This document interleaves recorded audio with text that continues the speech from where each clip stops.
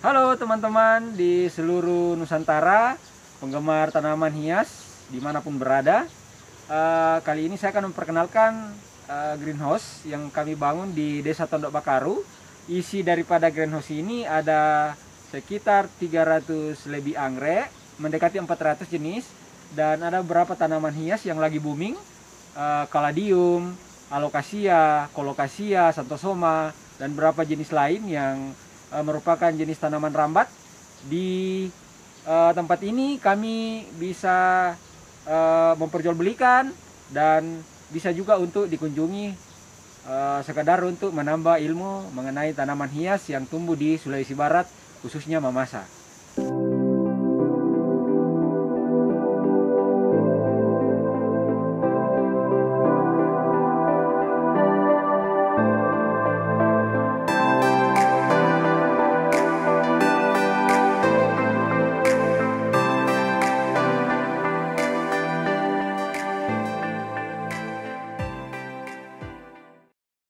Selamat sore, Pak Andre. Sore. Apa kabar? Baik. Kita jumpa lagi ya. Di GH saya, Pak. Baik, Pak Andre. Waduh, sudah mulai banyak. Ya. Ini jenis-jenis ini ya, yang sudah Pak Andre tekuni selama ini. Ya. Pak Andre, saya mau tanya. Ya. Di tempat ini sudah ada berapa jenis botani yang Pak Andre ini kelola selama ini?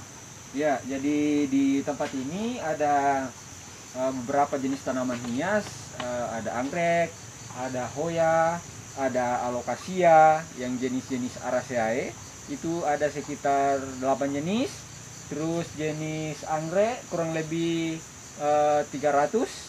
Terus jenis hoya ada 32 plus. Jadi liga ini menampung berbagai macam jenis yang tumbuh di Kabupaten Mamasa khususnya. Dan ada juga beberapa kabupaten di wilayah Sulawesi Barat.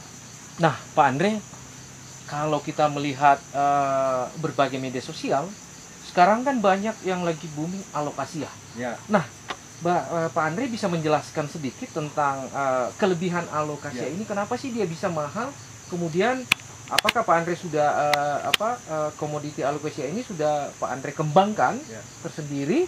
Dan kira-kira sudah ada penjualan atau sudah dibawa kemana saja atau dikirim kemana saja alocasia yang Pak Andre komoditi yang dikerjakan saat ini?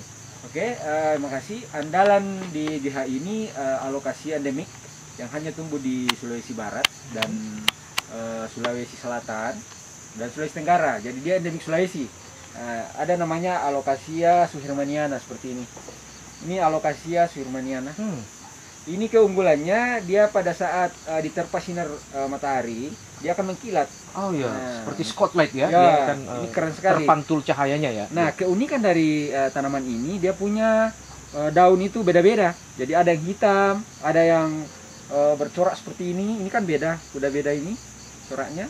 Ada yang seperti ini. Oh iya. Nah, ini kan beda. Berbeda ini ya? kilat. Iya, iya. Ini kebiru-biruan kan? Iya, kebiru-biruan. Nah, ini yang membuat tanaman ini banyak diburu kolektor karena mempunyai variasi daun yang unik dan kemudian itu yang membedakan harganya. Ini sekarang di pasaran nasional ini mencapai 400.000 sampai 500.000 sebesar ini. Ini kecil. Iya. Kalau yang sudah 80 cm sampai yang berdaun 3 itu sudah di atas 1 juta. Wah, luar biasa ya Pak Andre ya. Ya, jadi tentunya kalau berbicara keunggulan dari tanaman ini ya tentunya harga juga pasti ya terbilang sedikit di atas lah dari caladium atau yang lainnya, jenis yang lainnya ya tentunya. Nah, sekarang Pak Andre kira-kira dari koleksi Pak Andre yang ada sekarang ini sudah berapa banyak? Kemudian Pak Andre sudah memasarkan sudah sejauh mana? Sudah sampai daerah mana? Apakah di dalam negeri apa di luar negeri? Silakan Pak Andre. Jadi memang selama ini pada saat masuk suasana COVID mungkin keuntungan bagi pembudidaya tanaman karena saat ini juga permintaan dari luar itu luar biasa banyaknya. Malah berbagai wilayah bahkan tidak tanggung-tanggung belinya ratusan dalam satu kali kirim. Dalam pengirimannya. Nah, ya. Kebetulan di sini kita budidaya, kita caca bonggolnya karena jenis alokasi ini gampang sekali di budidaya. Jadi dari bonggol kita caca, dari satu bonggol itu bisa menjadi 10, 20 dan seterusnya. Semakin panjang bonggolnya maka dia akan semakin banyak. Nah, bisa juga kita ambil dari persilangan. Tapi baru sementara belum ada yang jadi. Kita sementara silang-silang antara jenis lokal. Misalnya ini jenis yang sangat mirip dengan Sebrina, sangat mirip dengan Tigrina, kita silang dengan Alocasia subrumaniana.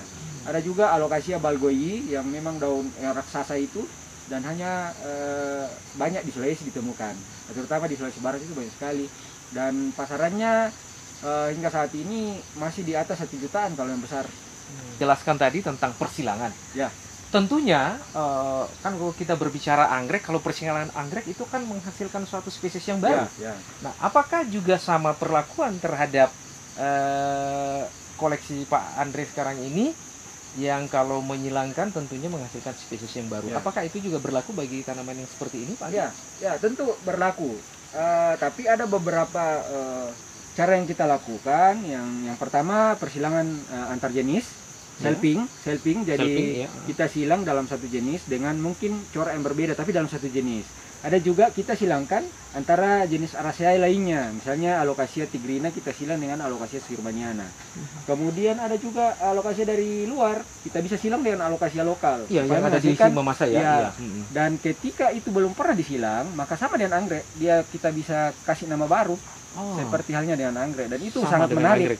Dan itu bahkan kalau kita silang itu bisa menghasilkan ya mendekati, ya enggak usah sebut harga karena itu pasti mahal lah kalau hanya kita menjual. Betul. Nah, itu kita kembangkan di sini. Kalau kita hanya sendiri yang mempunyai itu dan tidak ada di tempat lain, tentunya pasti bargaining harganya itu akan lebih naik ya.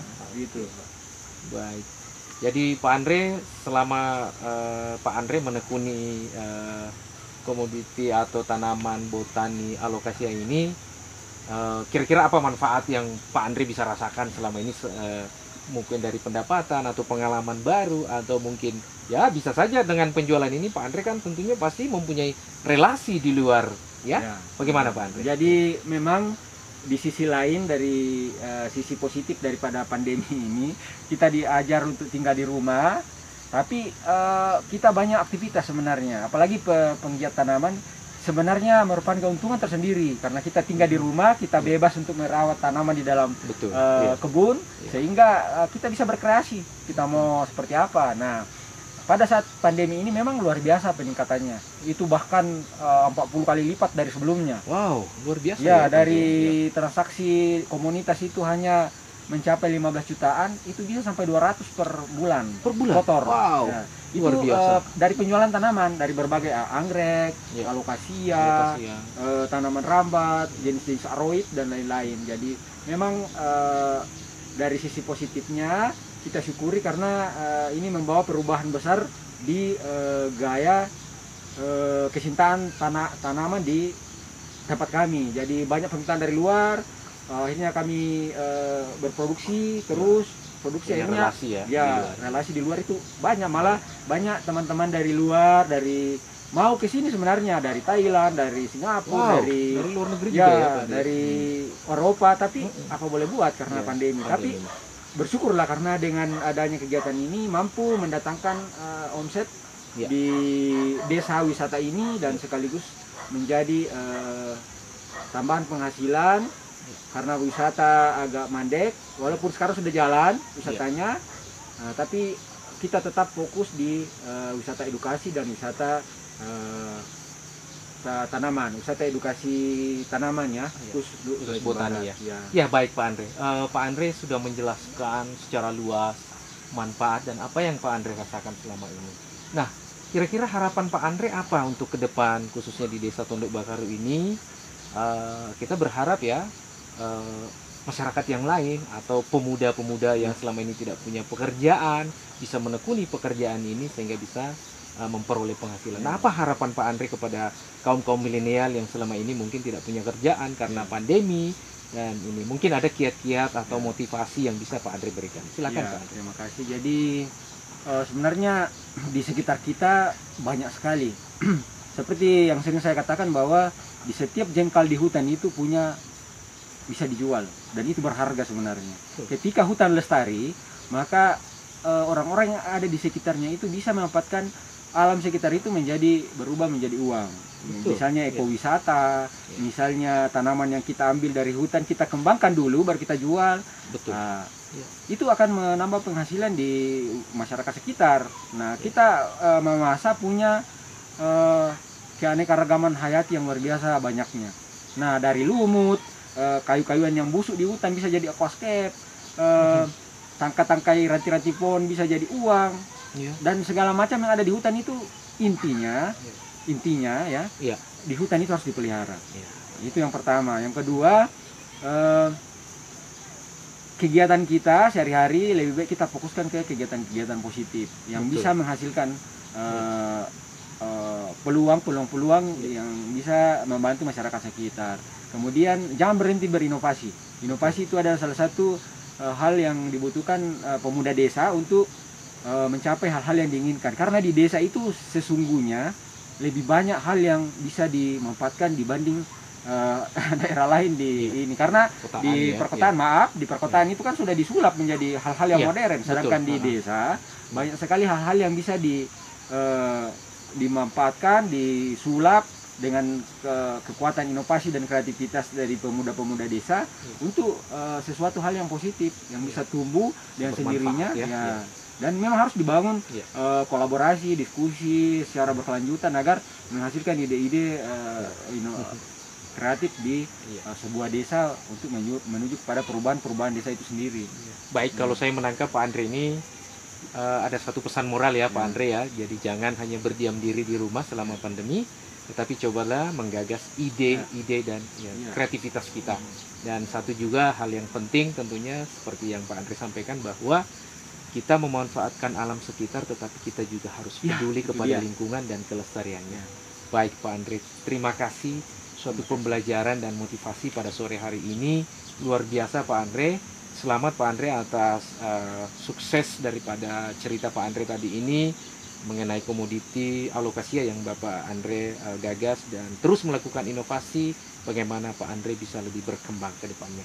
Terima kasih atas waktunya Pak Andre. Kita akan jumpa di lain kesempatan. Terima kasih. Demikian tadi penjelasan mengenai GH Mamasa Orchid di Desa Tondok Bakaru. Atas perhatian teman-teman, saya sebagai pemilik daripada GH ini mengucapkan banyak terima kasih. Jangan lupa like, subscribe, and komen ya teman-teman. Makasih.